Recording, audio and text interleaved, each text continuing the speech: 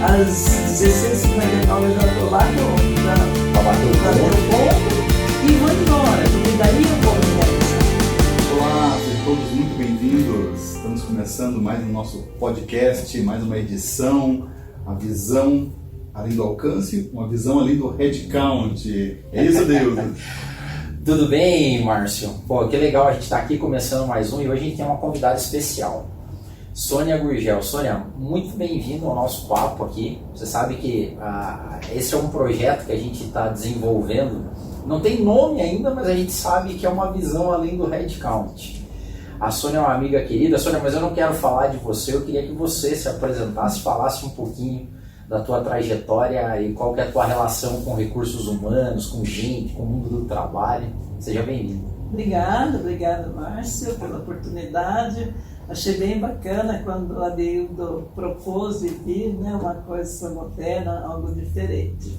A minha experiência de recursos humanos é de alguns anos, né, em empresas diversas. Trabalhei no mundo de empresas americanas, de empresas suecas e pouco tempo em empresa nacional. Mas acho que também tem uma representatividade, mesmo sendo pouco tempo, a gente consegue comparar, né? Eu fiquei 5 anos na Caterpillar em São Paulo, na fábrica lá da Caterpillar, por questões pessoais. Eu sou paulista, né? Então sou do interior, como falo lá, né? E estudei na capital e vim para Curitiba por questões pessoais. Aqui eu trabalhei depois de algum tempo aí, que quando eu vim estava uma crise muito grande para variar. Trabalhei daí 10 anos numa empresa de origem norte-americana, aqui na cidade industrial, que hoje se chama Blount. E os últimos 15 anos da minha vida corporativa eu trabalhei na Volvo. Então foram experiências diversas, mesmo sendo em área de recursos humanos, as experiências foram muito variadas. E na Volvo eu tive oportunidade também de trabalhar com sistemas de excelência de gestão. Isso me ampliou muito, né, a visão. Mas a minha relação com pessoas é forte. Eu não tinha formação para isso, eu sou formada em língua e literatura inglesa. Que interessante. Nada a ver, né? Então, tudo aquilo que a gente fala que tem que planejar a carreira, esqueça, né? Por que eu entrei para o mundo corporativo? Eu dava aula de português para estrangeiro em São Paulo. Que bacana. E não existia metodologia, isso era uma coisa muito, ainda pouco divulgada. E eu fui montando meus cursos, minha metodologia, trabalhei em várias empresas como autônoma, até que eu fui contratada pela Caterpillar, que na época tinha uma crise nos Estados Unidos e tinha uma gringaiada danada no Brasil. Então, eu devia ter uns 30 alunos lá.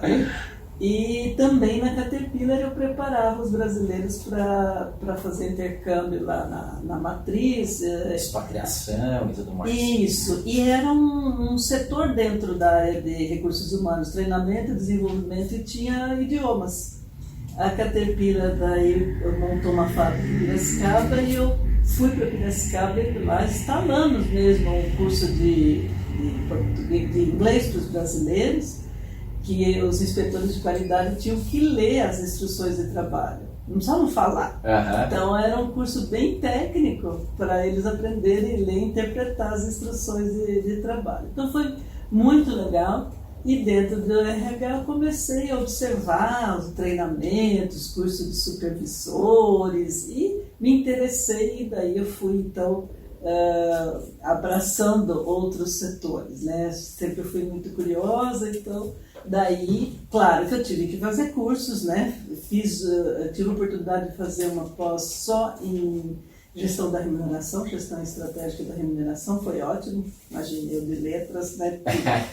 Foi por todo lado. Estatística e tal, né? E fiz daí MBA, vários cursos de gestão empresarial, né? Então, essa é a minha trajetória e eu gosto muito de lidar com pessoas, embora às vezes eu falasse assim, meu pai falava tanto para mim, meu pai era agrônomo e ele queria que a gente fizesse agronomia, e eu falava, meu pai falou tanto para eu cuidar de plantinha, de bichinho. O que eu estou fazendo aqui? O que eu estou fazendo? Mas eu gosto muito de pessoas e acho que tive várias realizações muito interessantes nessa área. Que show, Sônia. Você sabe, Márcio, que eu digo que eu sou um privilegiado. Eu comecei a minha carreira em recursos humanos na cidade industrial em Curitiba, na Bosch. E lá eu tinha a oportunidade de participar de algumas reuniões, ainda como analista e tudo mais, de grupos de discussão de gestão entre Bosch, Volvo, CNH e todas as empresas ali. A Sônia era um ícone, assim, ela e outros executivos da época. Porque eu digo sempre, Sônia, assim, eu tive muito cedo acesso a práticas muito modernas de gestão, justamente pelo fato de que eram empresas multinacionais. E as discussões dos grupos, né? Sim, porque você tinha no Brasil ainda uma evolução da área de recursos humanos, e lá fora não, o negócio já estava muito avançado. Né? É verdade. Né? E Sônia, o tema hoje que a gente queria discutir com você, aqui na visão além do headcount, é o esvaziamento do conceito de trabalho. Resumo, todo mundo, ou uma boa parte dos brasileiros e brasileiras, continua sonhando, e talvez agora muito mais, de ficar rico sem trabalhar. Né? Então a gente está vendo um esvaziamento do conceito de trabalho. E, bom, você tem uma carreira vasta e observou, acho que muito da evolução do que é o trabalho, o emprego no Brasil. Como é que você está enxergando hoje, na tua perspectiva hoje como consultor e com esses anos que você tem aí de janela, essa evolução do emprego e do trabalho em linhas gerais? Assim, a gente anda meio preocupado e até esse é um dos motivos do podcast. Inclusive, antes da Sônia responder, que legal, Sônia, essa tua trajetória. Sabe que muitos ouvintes do nosso podcast são da área de recursos humanos, né? E hoje a gente tem dilemas muito grandes na área dessa jornada profissional do RH, realmente os profissionais não encontrando espaço, né? Então, pela tua experiência, a gente acha que vai ser muito rico em termos de compartilhamento, né? Uma visão sistêmica, da contribuição real do RH para a estratégia da organização e principalmente a alegria que você fala da tua jornada, né? Porque a gente pega muito executivo que teve uma vida executiva ampla, uma jornada vasta, assim, olhando com certa frustração para o seu passado, e você nos traz com uma alegria, tanto que continua agora dando consultoria, atendendo as empresas, né? E que bom que você está aqui para compartilhar com a gente um pouco dessa experiência. Legal. É bem gostoso. A gente está sempre, principalmente conversando com jovens, né? Obrigado. Já estamos no lucro. Já valeu a entrevista. Obrigado, Sônia. Parênteses, esses dias a gente estava falando aqui que a gente precisa chamar uma galera da nova geração. Pronto. Imagine eu, então. Então, gente, acho que é uma evolução ou involução, não sabemos, né? Se a gente olhar bem lá para trás, né, quando ainda nem tínhamos a indústria, né? Nós tínhamos toda a economia baseada no artesanato, né? Os artesãos, eles trabalhavam, era sempre uma continuidade da vida dos pais, né? Não que não pudesse mudar, porque alguns viravam grandes comerciantes, mas havia um sentido. Meu pai é ferreiro, vou ser ferreiro, meu filho vai ser ferreiro, e aquilo se trabalhava para ter um sustento, para, enfim, realizar algumas coisas. Depois veio o mundo já mais industrializado, né?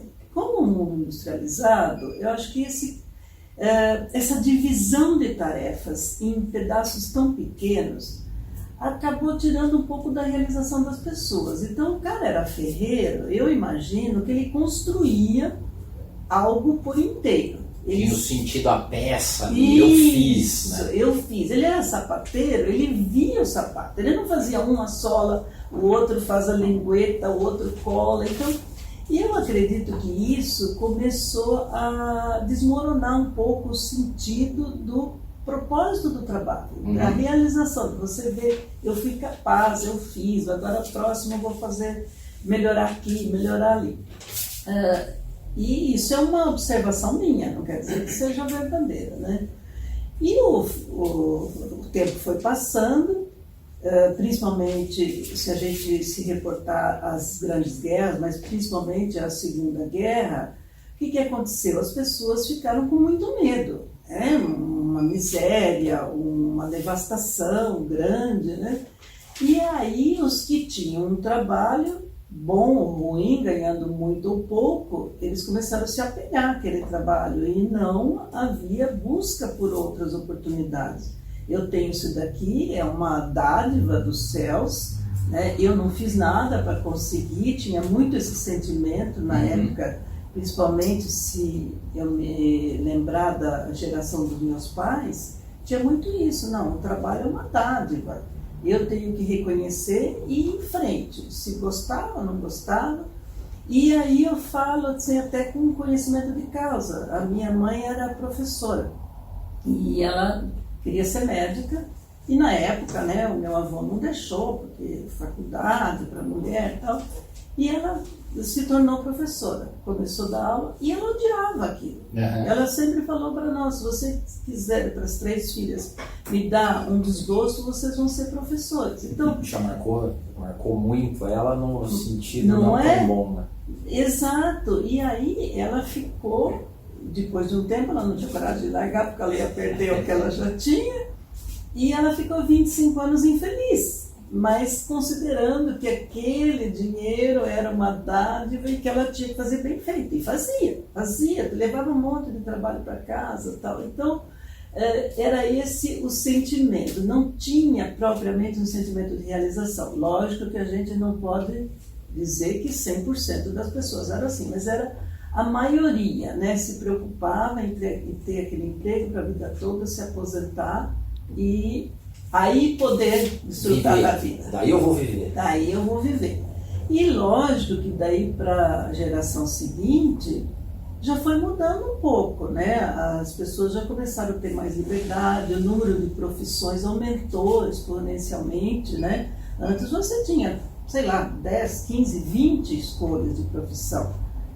Depois aquilo foi aumentando. Hoje, se você for pegar a segmentação, vai ampliando muito. E as pessoas começaram já a sentir que o trabalho poderia ser uma realização. Mas muitos ainda não tiveram a coragem de optar realmente por fazer X e não fazer Y. Faziam Y porque dava uma boa remuneração, mas aquilo deixava as pessoas infelizes. Elas ficavam no Y, né? E não iam para o X. E isso foi evoluindo, e que é mais ou menos a minha geração.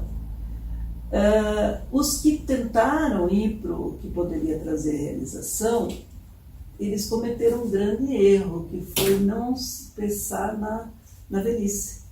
Então, muitas das pessoas que são da minha geração, hoje estão sofrendo muito, porque não têm condições de se sustentar. Escolheram um caminho que ia trazer uma satisfação e um prazer, mas não uma base de sustento. Isso, não olharam a vida como um todo, outro né? extremo, né? Outro extremo. Isso. E os que não foram ficaram lá no sofrimento, né? Eu tenho que cumprir esse prazo, porque lá na frente eu vou ganhar uma aposentadoria, né? Boa ou ruim, eu vou ter pelo menos para comprar meus remédios, né? O que é muito triste.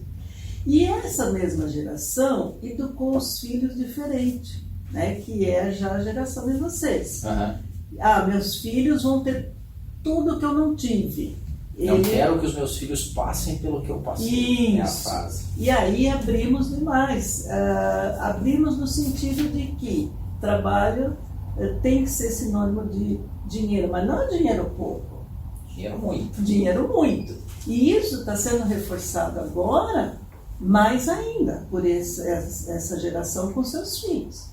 Então, eu escuto muitos jovens falando, não, eu quero que meu filho seja um influencer, porque ganha muito dinheiro. Eu quero que seja jogador de futebol, nada errado em ser influencer ou jogador de futebol. Mas, quer dizer, eu quero que meu filho seja. A vinculação do sucesso ao dinheiro. A questão financeira e não a prosperidade no sentido mais amplo, né? E aí acaba o propósito, aí vem o vazio da vida, né? E principalmente porque para ser um jogador de futebol que ganha muito dinheiro, O funil estreito. é bem estreito, é assim como influencer, né? Não é todos os habitantes do Brasil terão condições de ser, né? Dá a impressão a gente falar aqui sempre que virou tudo uma grande pirâmide, né? Porque daí os primeiros vão vendendo o curso para os segundos, que vendem o curso e a fórmula para o terceiro, e assim vai. E assim vai. Então... vou trazer nesse ponto para explorar um pouco mais essa linha que você vem trazendo para a gente. A gente percebe que antigamente nós tínhamos uma relação com o nosso entorno. Então a minha referência para saber essa questão que você falou, né? Se eu estou bem ou não, é o meu vizinho, é meus colegas. E hoje, com a rede social, hoje, vamos colocar de 12 anos para cá, mais fortemente, né, quando chega no celular, ali, no smartphone, na internet, a minha referência passa a ser esses ícones que você falou, é o influencer, então eu me espelho no que tem de melhor em termos de rentabilidade do mundo, não é mais o meu vizinho. Então, não é mais a turma do segundo grau. Aumentou essa percepção, proporcionalmente eu me sinto menos e preciso, né, correr mais para chegar em algo que às vezes eu nem preciso.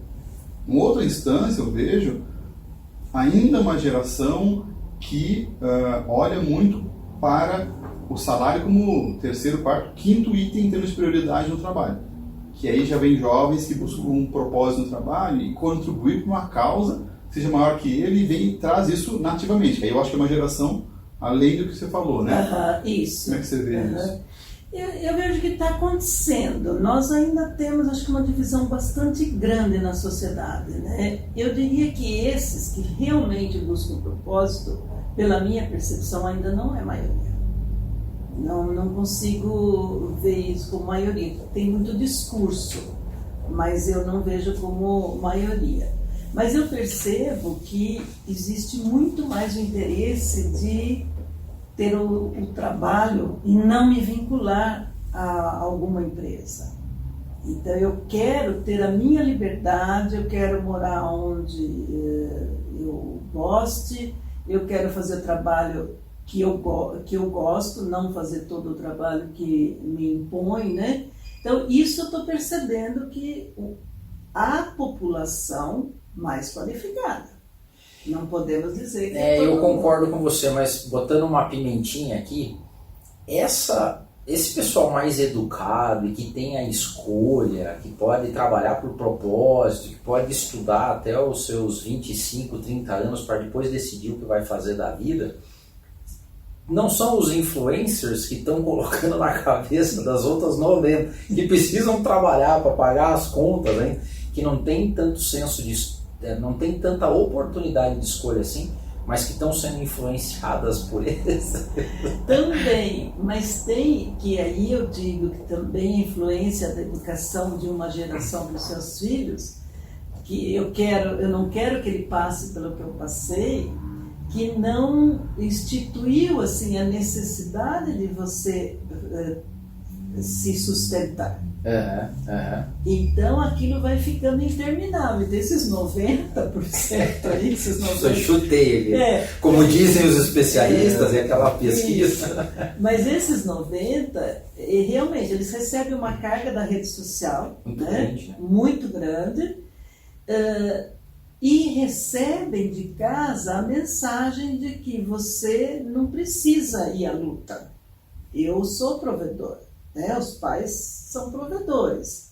Então, começa a deixar as pessoas muito sem um objetivo, né? Porque se eu não preciso ir à luta e o outro está falando que eu posso ganhar rios de dinheiro, então como que fica a minha vida? Que eu nem estou ganhando dinheiro e nem estou indo à luta. Então, eu acho que isso vai deixando as pessoas muito sem rumo. É interessante, porque, de fato, né, Sônia, a vida está muito confortável. Se você olhar para gerações para trás, há décadas, não precisa ir muito longe, né? Nós temos um nível de conforto na sociedade hoje muito grande. Claro que a gente está falando aqui de grandes centros urbanos, ainda tem uma camada de pobreza com muita dificuldade, né? Com água potável em continentes, que a gente sabe que passa muita necessidade, mas a gente está falando aqui de uma média de população urbana que aumentou muito nas últimas décadas, e essa população tem um nível de conforto com menos recurso de esforço de energia. Isso. De ter que ir lá extrair o leite, ter que plantar para comer. Então a gente tem um nível hoje mais tranquilo E esse conforto naturalmente gera uma acomodação, diferente dessa geração pós-guerra que você falou, que aí você tem uma coisa circunstancial, é a contingência da vida que me impõe uma necessidade, o ser humano se adapta rápido e faz frente a isso. Nós temos essa capacidade, a própria espécie humana chegou onde está por essa capacidade, né, de lidar, de adaptação, exatamente. Então, é docinho porque vende mais ou vende mais porque é docinho? É porque está confortável que se acomodou ou ao contrário, né, Sônia? E outra coisa, até pegando a rede social, eu trabalho bastante hoje com mentoria, né? E eu percebo muitos profissionais muito angustiados, porque eles olham na rede social e os colegas lá no segundo grau, na faculdade, né? Eles estão todos como diretor, eu não estou. Falei, pera um pouquinho. Falei, eles colocam na rede social. E eles podem ser diretor de uma empresa que tem 2 pessoas só. Tipo a minha. Eu também, eu sou CEO.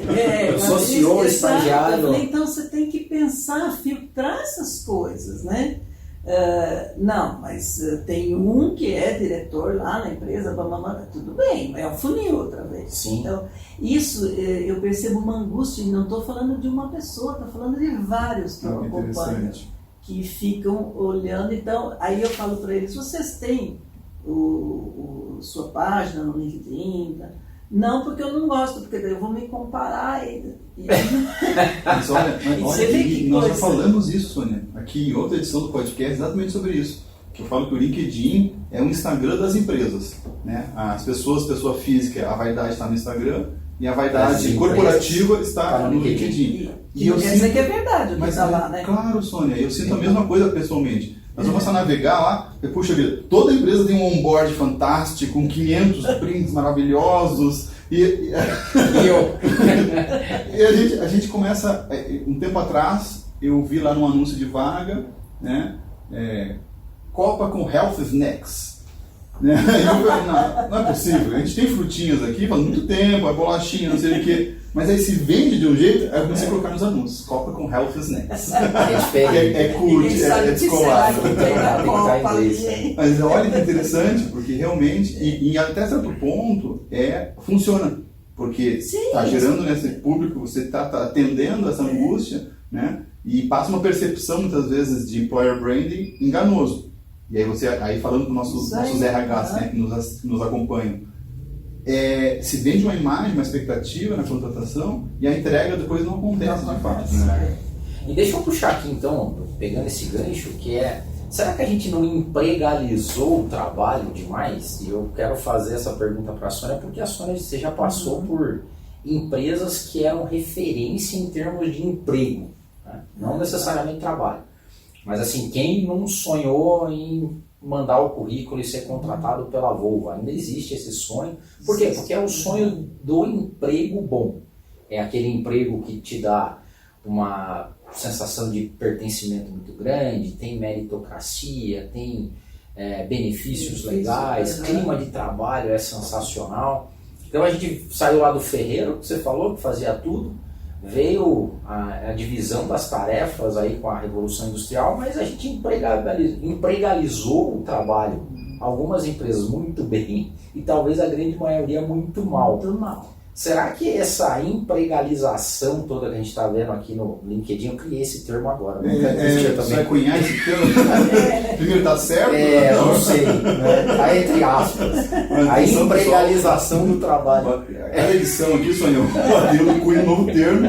Depois a gente tem que ir na internet pesquisar para ver se... Vai ficar rico fazendo... Bom, então essa empregalização do trabalho, será que não foi um dos grandes prejuízos que a gente tem hoje? Ou seja, porque ninguém consegue entregar emprego tão bom assim. Não, e eu acho que tem a ver também muito com o que a gente falou anteriormente, você ficar muito segmentado. Então, quando algum jovem que está se formando vem para mim e fala assim, eu gostaria de trabalhar lá, pega uma empresa bem grande aí, né? Eu gostaria de trabalhar na Volkswagen, né? De antigamente até, né? Hoje já as montadoras já não são. Mas vamos dizer em número de pessoas que isso chama salário, benefício e tal. E eu sempre falo, eu acho que você deveria buscar um emprego numa empresa menor. Porque numa empresa menor, você é obrigado a chutar e ir pro gol. É o ferreiro de antigamente. É o ferreiro de legal, antigamente. Então né? você vai ter uma visão. Você dentro do RH de uma empresa menor, você enxerga tudo, porque você participa de reuniões que o primeiro nível são 3, 4 pessoas, você participa com eles, você fica sabendo tudo o que está acontecendo. Show de bola. Né? Então, eu falei, eu acho que o caminho é o inverso. Porque quando você vai para uma maior, você fica Você dentro de cuida uma lá, caixinha. né? Olha, é bom ouvir você É falar muito isso, legal. Sônia. Olha, gente, e vejam só que a gente vem falando isso aqui algumas vezes. Eu falo isso nas entrevistas, porque a gente tem que usar as vantagens da pequena, né? Sim. Empresa. Então, nós temos aqui hoje justamente essa oferta de, escute, aqui você vai ter uma visão sistêmica. E é verdade. Faz parte da estratégia, é verdade, né, Sônia? É verdade, você sai com uma outra visão. E eu tenho certeza que se eu tivesse feito o caminho inverso, eu ia ficar bem limitado. Interessante. Sabe? Então, acho que isso também uma outra coisa que eu falo, que as escolas não gostam muito, que o rapaz, a moça acaba de se formar, daí o ano que vem eu vou fazer um MBA. Eu falo, não faça. Você não vai ver nada diferente do que você viu ano passado. E trabalhe um pouco, conheça pessoas, veja como é o mundo daqui. Depois você agrega a teoria. Porque aí você já ferramenta, tem né? a visão prática, né? Não adianta você sair fazendo curso, se você não aplicar aqueles conhecimentos, não vira competência, né? Vira só conhecimento, né? Sim, é bom ouvir você falar isso, Sônia, também porque você vendeu muito a imagem de que empresa boa é só aquela na nossa área de tecnologia, unicórnio, e nas empresas tradicionais, empresa grande, multinacional, vai ter muitos benefícios. E essa visão sistêmica hoje vale muito no intraempreendedorismo, que é aquele pessoa do time que consegue conectar informações entre áreas e trazer uma ideia, e isso faz toda a diferença, né? E aí que entra, como que é a sua expressão? Empregalização. A empregalização do trabalho. Isso, ele não precisa Bonito, ter empregalização do trabalho. O cara pode vender o trabalho dele, porque Total. ele tem a visão, né? E olha só que legal, porque como os conceitos, eu acho que isso é muito importante de falar aqui. Trabalho tem sempre. Trabalho, Sim. se você acordar cedo e quiser trabalhar, você trabalha. Emprego já não. Por que eu digo isso? E é até bom para os jovens, né? E a gente não falou brincando, a gente quer trazer uma galerinha mais nova, aqui bem início de vida profissional para falar com a gente. Mas quando eu ia entrevistar, voltando um pouquinho, tem gente que reclama, né? Fala assim, como é que vão me contratar sem experiência e pedem experiência? Isso. Aquela velha história. Mas eu cansei de entrevistar meninos e perguntar se eles tinham experiência. E eles falarem, não, formal não, mas já trabalhei com meu pai, já ajudei minha mãe, já fiz uma vez, eu lembro de um menino que a gente estava contratando e ele falou assim, eu perguntei se ele tinha experiência, ele falou, não, mas me conta um pouco do que você faz. A mãe dele fazia salgadinho para vender para fora, pão, ele falou assim, eu que controlo as finanças dela. lá. Então assim, lá numa planilha, eu sei o quanto ela recebeu, eu sei... Falou, cara, isso é experiência. Não tá na cara. Agora, um menino que acorda cedo e vê a mãe saindo para vender o seu pão, o seu salgadinho para fora e não faz nada, não vai ter experiência, não vai. Porque tá esperando um emprego para ter experiência. E trabalho dá para ter, né? Nossa, e como, né? E Sônia, vamos explorar um pouco mais o nosso tema aqui, que é essa questão do sentido do trabalho. Eu tenho uma curiosidade, porque a minha vida profissional foi sempre empreender, né? Não tive trajetória pessoalmente em corporativo e só atendendo o corporativo, mas eu pessoalmente não. E como é que é, Sônia, nessa tua experiência de RH de muitos anos na indústria, essa questão do sentido do trabalho, no nível operacional? Vamos falar lá de som de fábrica, vamos ser bem prático assim, né? Como é que o RH ajuda as pessoas de forma legítima, né, real, a resgatar essa questão da contingência, de eu juntar a necessidade do sustento da família com algo que eu posso ver valor naquilo que eu estou fazendo, mas como é que você entrega isso na ponta, lá o RH apoiando o time de uma indústria, por exemplo? Tá, posso ser sincera? Vamos falar em chão de fábrica e chão de escritório também, né? O que acontece? E eu não estou só me referindo à indústria, nem empresa grande, nem pequena. As pessoas chegam e elas começam, né, são orientadas a fazer algumas atividades, elas não têm noção do que aquilo representa no todo. Então, é um trabalho automático totalmente sem qualquer sentimento, sem qualquer glamour, porque me mandaram aqui preencher essa planilha, eu preencho, mas não sei o que. Isso eu diria que infelizmente é a maioria ainda, né? Embora o discurso seja diferente. No LinkedIn a gente não vai falar isso, mas a gente que trabalha, que inclusive profissionais do próprio RH, tá? Fazem algumas atividades e não tem noção. Eu falo, então por que você não para de fazer para ver se acontece algo? Né? E isso é a mesma coisa na indústria. Né? O cara está lá furando uma chapa, mas para que usar? Né? E se eu fizer mais para cá, mais para lá, o que vai acontecer de errado? Então, ainda isso eu acho que está longe da realidade. O discurso de trazer propósito. Como que eu vejo que você consegue trazer esse propósito? Se a empresa conseguir ter uma estratégia, porque muitas não têm uma estratégia, eu falo, nem precisa ser um planejamento estratégico, mas um pensamento estratégico. Muitos têm, que é algo que o dono faz intuitivamente até, né? E dá muito certo, mas como que você influencia para baixo para a pessoa ter esse sentimento, né? Se você conseguir passar essa estratégia para saber, então para chegar ali, o Adeildo tem que furar essas chapas dessa forma que elas vão ser utilizadas para colocar ali, papapá. A pessoa lá da contabilidade tem que fazer essa planilha, porque isso vai reverter em multa se não pagar direitinho o imposto. Então, esse trabalho de desdobrar até o indivíduo, isso não é feito na maior parte das empresas. E eu vejo que o RH pode ajudar isso. Tá? E talvez o primeiro passo é desdobrar por área, né? Porque não existe por área também. Depois você vai vendo por setor e chega no indivíduo. Não precisa fazer tudo em 24 horas. Mas enquanto você não souber por que você faz aquilo, e às vezes você pode realmente não fazer aquilo que não vai fazer diferença nenhuma no fim, você não tem propósito. Você está lá para ganhar o seu salário. E aí você não tem engajamento, você não tem orgulho, você não tem os ingredientes necessários para felicidade, né? Legal, você tocou na palavra propósito, e hoje se fala muito disso, né? Seria essa busca das empresas pelo propósito para colocar sentido, é verdadeiro isso? Como é que você tem visto isso? Não, ainda não. Não é verdadeiro? Não. Assim, a gente tem que ser, né, realista.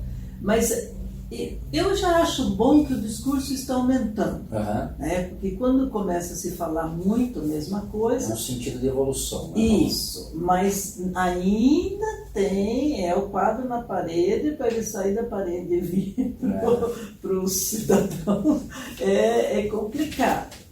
E aí, Adeildo, até algo que a gente comentava antes, que as pessoas vão buscar esse propósito depois do que encerrar o expediente. Então, deu lá meu expediente encerrar às 5, às 16h59 eu já estou lá para bater o ponto e vou embora, porque daí eu vou me realizar. Eu vou fazer um artesanato, eu vou participar de uma ONG, Então, por que isso não pode ser feito durante o dia? Pode fazer também depois do expediente, não tem problema nenhum, mas por que se martirizar o dia todo e ser feliz só no final do dia? Né? E isso que eu acho que a discussão precisa avançar nesse sentido. É bem legal. Bom, a gente fala, eu e o Márcio, a gente se conectou primeiro falando sobre espiritualidade no mundo do trabalho, né? E tem o conceito da ocupação e da vocação. Eu sempre falo que tem esse trabalho que você faz das 8 às 18, fica esperando ali para bater, para sair, é a ocupação, é o que você faz para ganhar dinheiro. Isso aí. E aí você vai para o outro, que é a vocação, que é aquilo que você tem de paixão em fazer, que você faria mesmo que você não ganhasse nada. E faz, né? E faz com alegria. Ainda, faz com alegria. E vira a noite. E o exemplo clássico é a escola de samba, né? E ela sai linda, maravilhosa, e as pessoas ralaram o ano inteiro, a maior parte sem ganhar nada. Voluntário, né? Voluntário. Sai pra fazer, então, porque tem alguém e tal. Então você vê, é uma realização, porque você está trabalhando com criatividade, com inovação, com contato com as pessoas, com música, enfim, tudo que é gostoso mesmo, né? E a gente viu a evolução do recrutamento e seleção nesse sentido, né, Sônia? Ou seja, que antigamente a gente selecionava lá porque se morasse perto da firma, Isso. se tivesse algum... A pergunta aqui ela é capciosa, mas você tem muita bagagem para dizer sobre isso. Por exemplo, nesse trabalho de fábrica, que ainda é repetitivo, é fazer o furo e tudo mais, a gente não está sendo criterioso demais para ver a personalidade da pessoa, a vocação dela, seja o que for, para um trabalho que é uma ocupação mesmo para ganhar dinheiro? Como é que você vê isso? Eu acho que é uma ocupação, mas se a gente conseguir perceber, porque as pessoas pouco se conhecem, né? O autoconhecimento ainda é muito baixo, né? Na população em geral. Se a pessoa conseguir se conhecer, porque não adianta você pôr um vendedor para fazer um furo lá na chapa. Não vai, né? Ele não vai fazer tudo errado. É a mesma coisa que me colocar para fazer contabilidade. Eu não vou nunca procurar o E a mesma coisa valor é colocar um contador para vender também. Também, a mesma coisa. Então, cada um na sua caixinha. E eu acho que a gente tem, sem querer clonar as pessoas, mas buscar os perfis mais adequados para essas funções extremamente repetitivas, porque tem pessoas que têm esse perfil. Porém, você pode adicionar coisas, mesmo dentro de uma indústria. Hoje se fala muito em Lean, e no Lean você tem que tirar tudo, deixar a pessoa lá só batendo furo, né? Mas isso não é além do headcount. E nem sei se é sustentável esse ganho. Mas você pode ter algumas atividades que você agrega para essas pessoas. Então, um lá no setor fica encarregado do EPI, o outro fica encarregado disso, outro... Então você põe alguma coisinha a mais para a pessoa poder abrir a cabeça, não ficar só furando chapa durante 30 anos, né? Que hoje não fica mais, o jovem não vai ficar mais. E a própria tecnologia não deixa também, não né? deixa, não vai precisar, né? E hoje profissões bem mais complexas já estão sendo automatizadas por inteligência artificial, né? Imagina essas repetitivas. Mas essa parte de colocar o talento em ação. Se o talento dele muitas vezes é realizar uma atividade ali, manual, por exemplo, né? E ele encontra lá na ponta o valor que ele está gerando para a sociedade como um todo, na entrega daquele produto final, que ele está colaborando numa jornada toda de construção daquele produto, e ele vê que de alguma forma ele está impactando positivamente vidas de pessoas, a sociedade. Você acha que a gente consegue assim resgatar isso, esse ânimo, e a pessoa conseguir trazer um pouco desse prazer, dessa satisfação? Não tem que ser, como você falou, foi muito boa assim, o glamour. Tem que ter glamour, mas a pessoa, né, trazer realmente essa satisfação, esse senso de dever cumprido. Ela pode terminar o dia e fazer o hobby dela, mas ela sai bem, ela não fica com tantos minutos para sair, né, Sônia, do trabalho. Exato, e isso é possível. Como eu falei, né, quando você desdobra a estratégia você não precisa ser desdobrada só em números, e nem deve. Então, exatamente mostrando, olha, isso daqui vai ocasionar tal coisa. Então, você se vê parte de algo maior, né? Não tem muita coisa para você fazer, né, de diferente dentro de uma linha de montagem, por exemplo. Mas você pode agregar o valor para a pessoa mostrando o sentido da empresa, né? Da empresa, qual o impacto social que ela tem. Isso, do que ela está entregando, né? E o que ela pode, né? Impacto positivo e negativo, né? A minha pergunta lá, eu falei que foi capciosa porque eu imaginava qual seria a sua resposta, né? De que você tem pessoas que têm alguma vocação ou são melhores para fazer, ou têm mais habilidade para fazer uma coisa do que outros. E aí a gente não está estereotipando, e aí voltando para essa lógica do mercado, de que, por exemplo, todo mundo serve para ser day trade, para ser investidor na bolsa, todo mundo serve para ser jogador de futebol, todo mundo serve desde que gere muito dinheiro, né? A gente pasteurizou, né? Desde que gere muito dinheiro é bom, né? Ou seja, não precisa de RH para essa galera, né? Porque se você me pagar, você pode vir, né? E aí, né, Adeildo, entra naquela questão que a gente chamava antes de pessoal arrastando corrente dentro das empresas. Então, entra desde que me pague, mas aquilo vai reverter em insatisfação, as pessoas vão ficar reclamando. Depressão, ansiedade, suicídio, que a gente está vendo hoje, né? O que a gente está vendo. E pessoas amargas. Né? Então, você vê, a pessoa tem saúde, ganha um bom dinheiro, mas são amargas. Por quê? Porque aquilo não... A vibe não é boa, né? Você chega perto, a energia não é boa. Né? Você percebe de longe. Isso aí para a cultura vai levando cada vez mais, porque esse puxa outro, Puxa, porque nunca tá bom, né? Então é complicado isso. Mas se a gente jogar isso agora para a lógica dessa galera que está buscando a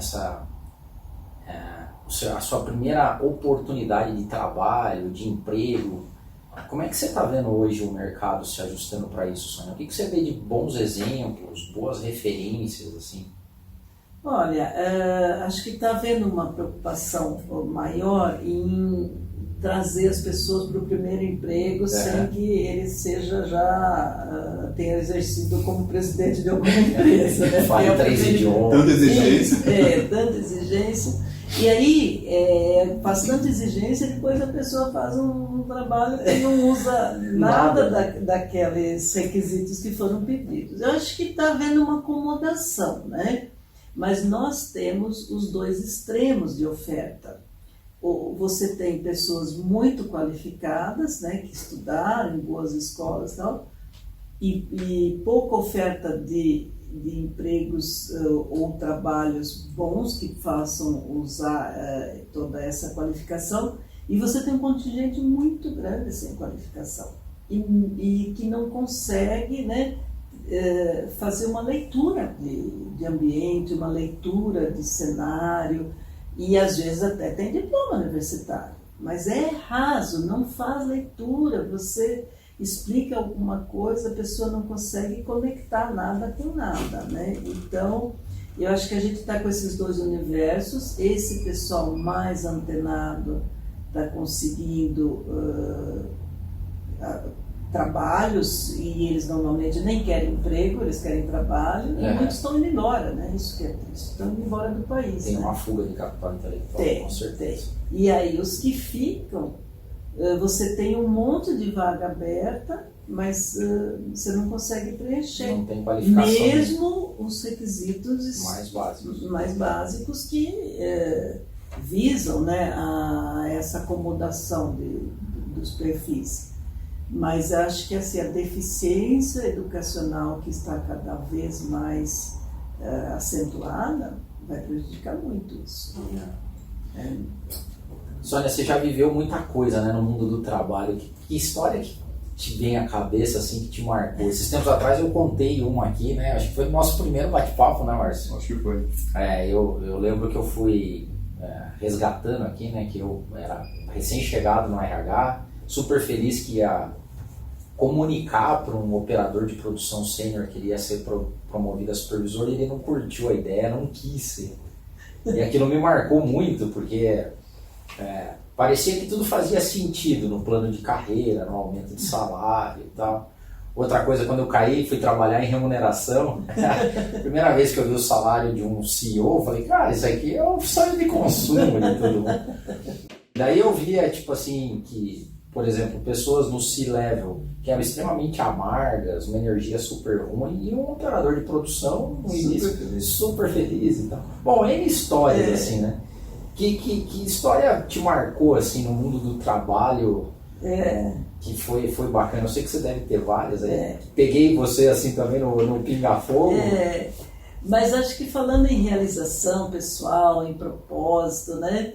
O que a gente vê? Muitas pessoas ficam, a gente já falou isso, esperando aposentadoria, né? E mesmo em empresas privadas, elas acham que estão... Porque ainda é realidade que as pessoas não recebem feedback. Então elas vão ficando bem ou mal, vão ficando, de repente o mercado dá uma tremida aí. Cara, vai e não sabe por quê. E isso é cruel, né? Mas eu vivi uma situação que houve um corte numa empresa que eu trabalhava e saíram pessoas com bastante tempo de casa. E passados alguns meses, uma pessoa voltou e falou, olha, eu vim aqui para agradecer, que tomaram uma atitude por mim. Eu não tinha coragem, eu era totalmente infeliz. Mas porque eu tenho uma família, tinha um bom salário, um pacote de bons benefícios, eu nunca tive coragem de mudar minha vida. E a empresa tomou essa decisão. Foi libertador para mim. A demissão dela foi que mudou a vida dela. Que mudou completamente. Depois aconteceu um fato também que eu lembro exatamente dessa fala. Eu lembro que é um homem, mas eu não consigo lembrar a fisionomia. Então eu não sei quem é. Interessante. E eu não consigo dizer como que a pessoa evoluiu dali para frente, porque isso ficou apagado. Acho que foi uma coisa assim tão forte que eu acabei apagando a fisionomia da pessoa, porque foi assim uma experiência realmente marcante, alguém falar isso. E triste, né? Porque ficou quantos anos? Naquela situação de uma prisão psicológica, sofrendo, uma vida triste, mas tinha um salário. Tinha um salário. Então, isso infelizmente ainda acontece, né? Mesmo com toda a abertura que a gente tem, né? Que legal esse tema, porque essa história, na verdade, né, Sônia, porque eu converso muito com o nosso time aqui no Select em relação a essa comunidade que nós temos dentro da empresa e de todo mundo se ajudar, né? E muitas vezes se ajudar no sentido de ver que o melhor é não continuar junto. O bom para aquele profissional não é continuar na organização e sim trilhar outros caminhos, né? Sim. Então a gente, quando olha para as pessoas, legitimamente a gente tem que querer o bem da pessoa. Exato. Né? Seja conosco aqui na empresa ou em outros desafios, né? A gente teve recentemente a saída de um profissional aqui que a gente tinha grande expectativa, era alguém muito proativo, né? Mas quando ele trouxe o arrazoado dos motivos, eu falei, ok, eu penso que você é melhor para a sua carreira, pelo momento que você está, pelo que ele trazia de demandas internas e que o nosso ambiente aqui não tem uma estrutura ainda ampla, de forma que ele consiga ter uma liderança na mesma área dele de UX, de design, para se inspirar naquele líder, ter outros pares ao lado dele trabalhando junto. A nossa estrutura é menor. E aí ele falou, puxa, eu preciso de alguém para me espelhar, eu preciso de pares para conversar. Né? Existia o perfil dele tinha essa necessidade. Tem pessoas que são autodidatas e ela busca informação e está tudo certo. Ele não, tinha essa necessidade, né? E aí a gente ouvindo, falei, que bom que você teve essa percepção, eu concordo contigo. Né? E apesar de doer muito na gente, porque a gente acaba criando expectativas de alguns perfis de profissional, a gente, né, é que nem filho, né? A gente uma hora cresce, a gente tem que soltar. E a gente fala, poxa, seja feliz, né? Quem sabe um dia você volte, né? Já com uma bagagem, uma outra situação. Então, isso reflete o que, né, Sônia? Muitas vezes é esse olhar verdadeiro para o outro ser que está ali e querer o bem legítimo, né? Aí a gente traz um pouco dessa questão da espiritualidade no sentido de realmente um apoiando o outro na evolução e no crescimento, através do ambiente de trabalho. Exato. Esse ambiente eu estou crescendo aqui, eu estou evoluindo, estou aprendendo, né? Então, tem um pouco disso, né? Tem. E as pessoas têm a percepção, né? Olha, eu cheguei no teto aqui, vou buscar outra coisa. Não precisa brigar, não precisa ficar mal, né? Mas o autoconhecimento que volta. Eu tenho necessidade de expandir. Aqui eu sinto que eu cheguei no teto. Ou aqui eu sinto que eu não tenho um profissional que me puxe, né? Dentro da minha área, porque eu trabalho sozinho e eu não gosto disso. Então, isso é importante. Mas as pessoas não costumam ter essa leitura muito fácil, né? Não. E elas vão ficando. Inclusive é interessante, Sônia, deve ter uma experiência bem mais ampliada do que a minha percepção, mas a maioria das pessoas que na entrevista perguntam, ok, eu entendi a sua trajetória, falou toda a experiência, ele narra a experiência, a gente explora um pouco dos detalhes, aí no final pergunta, assim, qual foi? Estou dando spoiler da minha entrevista. As próximas que você fizer, as pessoas vão ensaiar. Você vai ter que mudar a pergunta. eu pergunto assim, tá, ok, quais são os próximos passos? Para onde você quer direcionar a sua carreira? Porque é um planejamento, você falou do planejamento da organização e o planejamento profissional também é tão importante quanto, né, Sônia? E a maioria não sabe. Para onde você quer direcionar? A pessoa não tem clareza, né, Sônia? Não tem. Porque não se conhece, não sabe o que vai trazer felicidade, ou às vezes até imagina, né, aquela crença voltando para trás de que o trabalho é um fardo. Então eu tenho que trabalhar. Qual o próximo passo? Não faço ideia. Eu vou trabalhar. Eu vou trabalhar. Mas é sem sentido, né? É automatismo.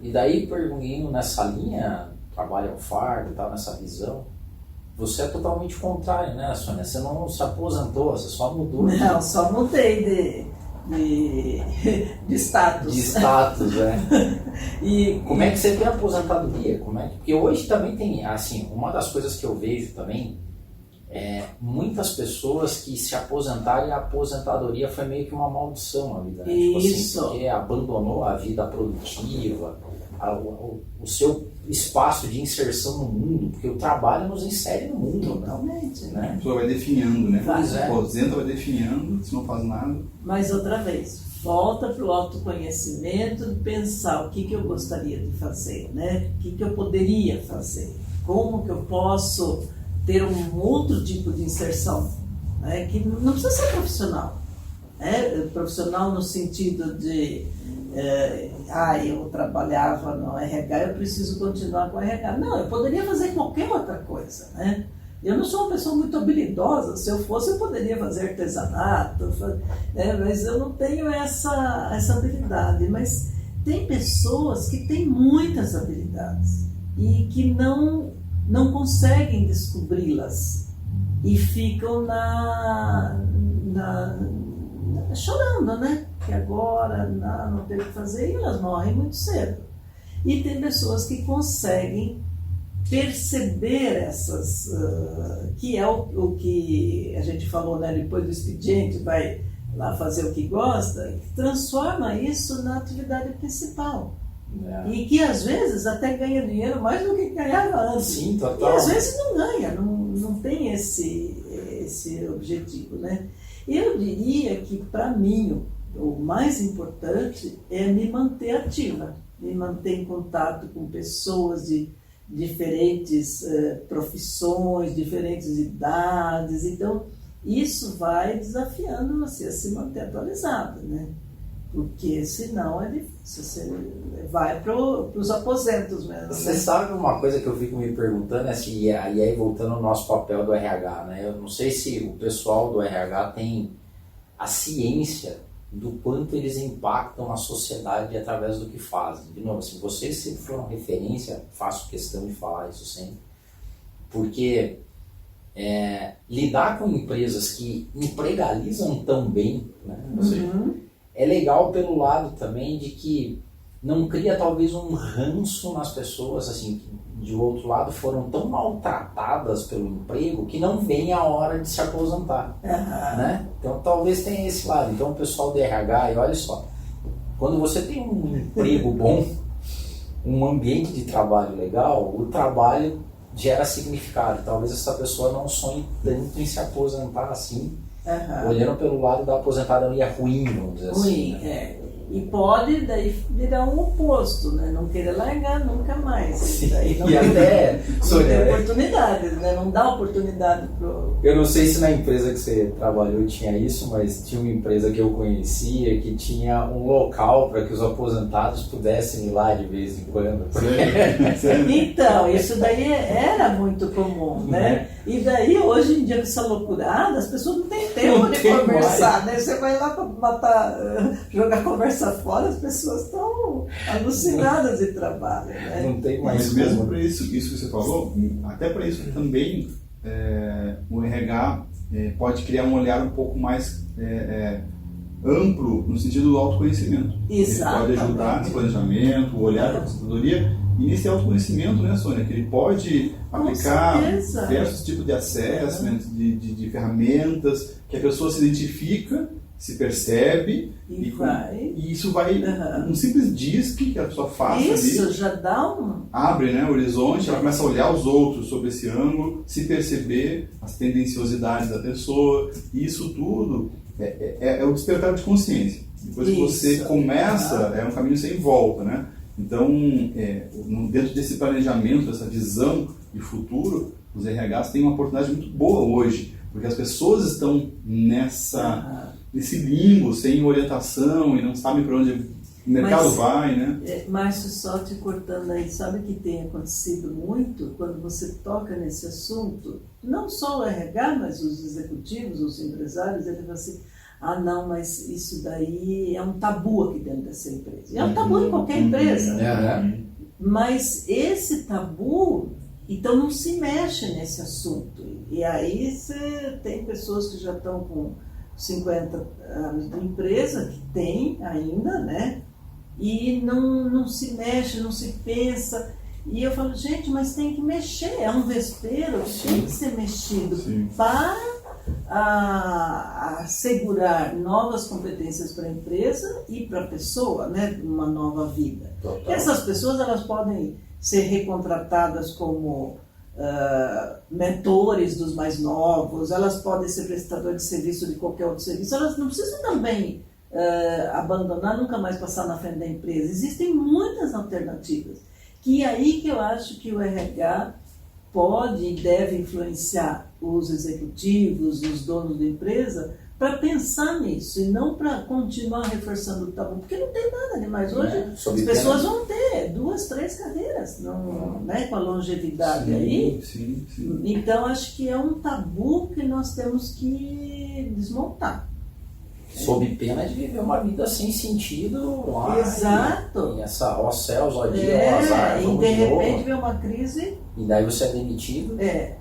Sim, a própria crise faz sacudida na empresa, né? A empresa Isso. que não está olhando para isso e que tem esses tabus, hora ou outra, um fator externo vem e as pessoas não aceitam mais aquilo, Exato. o concorrente mostra algo diferente, não, então vai se refletir de alguma forma, né? Na competitividade da empresa, na satisfação do time, na cultura. Então, ou a pessoa ou a empresa vai tomar sacudida. Sônia, que show! Obrigado por esse papo. Tava muito legal. gostoso, hein? Vamos fazer mais. Tava bem Se divertido. você topar, você volta aqui Opa, várias vezes vamos. pela pauta, né, Márcio? Vamos nessa, que Sônia tava vai ficar com divertido. carteirinha já, a hora que você quiser, estou disponível. Já passa lá, não precisa pegar o crachá. Tem muito assunto bom pra gente abordar aqui, né? Nessa visão além do headcount que a gente quer trazer. Eu acho que é uma evolução de consciência, né? É verdade, bem bacana essa. Sônia, queria deixar um convite para a nossa audiência, te seguir nas redes sociais. Então, se você quiser falar suas redes, que você mais está ativa. Bom, eu hoje estou bastante ativa no LinkedIn. E eu. Vendo aqui, ó. Tá vendo aí? Eu já tinha acessado. E eu não tenho utilizado, tenho até a página no Facebook, no Instagram, mas não tenho utilizado Por escolha ou... por escolha. É? E também falta de tempo, mas principalmente por escolha. Não conseguia me achar muita identidade nisso. Então eu estou mais na parte profissional. Então vocês vão achar a Sônia no LinkedIn como Sônia Gurgel. Sigam ela.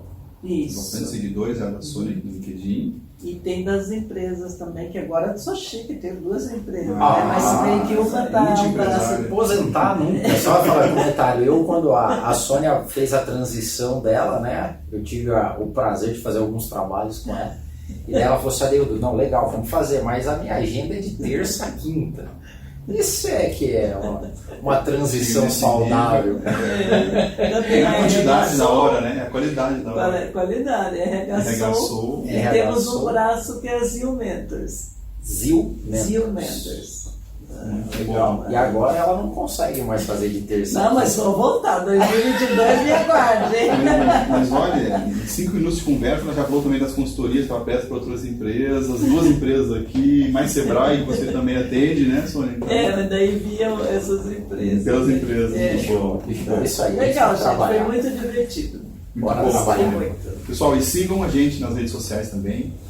para você ampliar a sua visão além do headcount, não é isso, Adeudo? É isso aí. A gente, bom, você está assistindo isso aí em algum momento do tempo, que a gente não sabe quando vai ser, mas vai estar aí. Vai estar os links aí das nossas mídias sociais para você seguir. Mande também sugestões de pessoas para baterem papo conosco, sugestões de tema, nos deem feedback, a gente faz aqui junto com vocês. Muito bom. Obrigado, Sônia. Obrigada Obrigado, gente. a vocês. Até a próxima. Tchau, tchau.